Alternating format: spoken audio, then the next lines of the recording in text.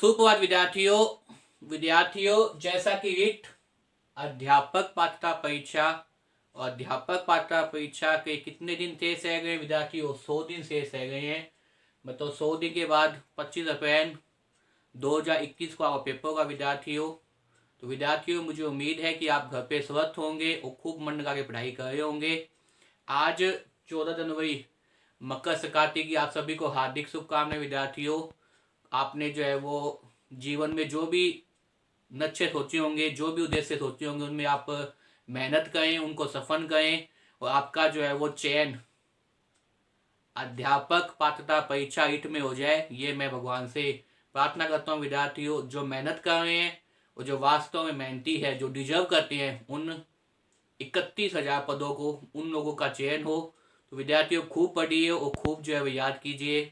बार बार एक मैसेज आया था, सर आपका नाम क्या है? तो मेरा नाम मेधावी कौशिक है विद्यार्थियों, और मैं हनुमानगढ़ टाउन में रहता हूँ और ये मेरा मोबाइल नंबर है विद्यार्थियों।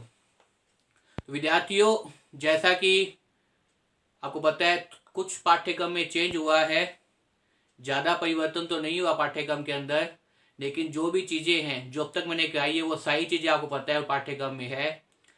अब कई विद्यार्थियों के मैसेज आए हैं, व्हाट्सएप पे भी मैसेज आए हैं, कमेंट बॉक्स में भी आए हैं कि सर लैंग्वेज कौन सी ने।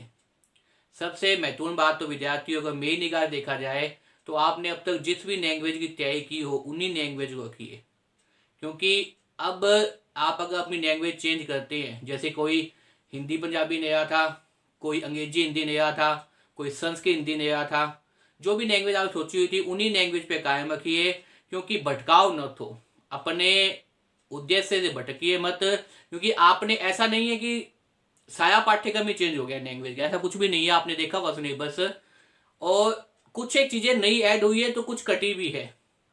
एक तो आप अगर अब भी, जैसे मानो कोई किसी ने संस्कृत रखी थी, अब वो हिंदी नहीं है, किसी ने अंग्रेजी रखी थी वो अब जो है वो पंजाबी नहीं है, या किसी ने पंजाबी रखी थी वो अब हिंदी नहीं है। ऐसा नहीं हो विद्यार्थियों, क्योंकि आपने अब तक जो भी लैंग्वेज ली हुई है उन्हीं पे आप कायम रखिए। मेरा ये सुझाव है सभी विद्यार्थियों के लिए। हालांकि मैं भाषा से हिंदी पढ़ा रहा हूँ, क्योंकि मेरा मुख्य उद्देश्य ना तो ज़्यादा वीडियो बनाना है और ना ही विद्यार्थियों को गुमराह करना है। मेरा उद्देश्य है जो वास्तव में मेहनत कर रहे हैं विद्यार्थी, उनका क्या हो चयन हो विद्यार्थियों, उनका क्या हो चयन हो उन पदों के अंदर। तो इसलिए विद्यार्थियों मैं आपको कहूँगा कि आपने अब तक जिस भी लैंग्वेज का अध्ययन किया हो, भाषा फर्स्ट और भाषा सेकंड के रूप में, उन्हीं पर कायम रहिए। अब 100 दिन बाद जब आपका पेपर है, एक तो आप पूरी लैंग्वेज को दोबारा से पढ़ेंगे, सोचने का विचार कीजिए विद्यार्थियों। एक तो आप सारी लैंग्वेज दोबारा से पढ़ेंगे, एक आपने 18 नंबर का, 15 नंबर का, 13 नंबर का मटेरियल अब तक तैयार कर रखा है अच्छी तरह। तो क्या इजी है? एक तो 30 नंबर दोबारा से आपने तैयार करना, एक आपने 12 नंबर 13 नंबर याद करना दोबारा से, क्योंकि कम से कम जो नया सिलेबस ऐड हुआ है, जो नई जो है वो पाठ्यक्रम के अंदर जो परिवर्तन हुआ है भाषा के अंदर, उसमें आप ये देखिए कि आपने पहले से, अगर आप देखेंगे पिछला सिलेबस और इस वाला नया पाठ्यक्रम अगर आप देखेंगे, तो आपको ये अनुभव होगा विद्यार्थियों कि हमने ये 18 नंबर का, 20 नंबर का, 13 नंबर का पहले से पढ़ रखा है।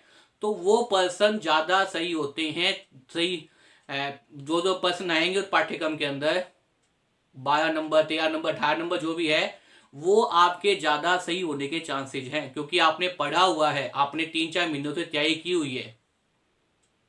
आपके वो 18 नंबर, आपके 12 नंबर कहीं नहीं गए।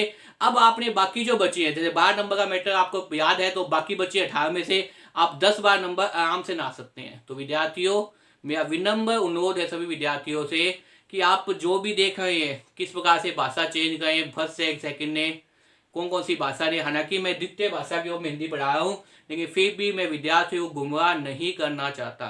आपने अब तक जिस भी भाषा के रूप में अपने दिमाग में सोचा था कि हम भाषा फर्स्ट को वो लेंगे, भाषा सेकंड को लेंगे, उसी पर कायम रहिए। उसमें जो चीजें ऐड हुई है उनको आप तैयार करने का प्रयास कीजिए।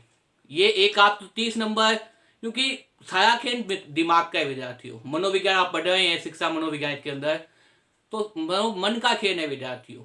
एक तो आप 30 नंबर का मटेरियल दोबारा से देखेंगे, दोबारा से आप जो है यूट्यूब पे वीडियो देखेंगे, आप दोबारा से जो है वो सब्जेक्ट की किताबें लेके आएंगे, दोबारा से जो है सब चीजें देखेंगे। उससे भैया आपने जो 18 नंबर का तैयार किया हुआ है उसको तो एक बार रिविजन करना है, और बाकी जो 12 नंबर बचे हैं, क्योंकि 30 नंबर की होती है भाषा, तो बाकी जो 12 नंबर बचे हैं उस पर आप ज़्यादा ध्यान दे पाएंगे।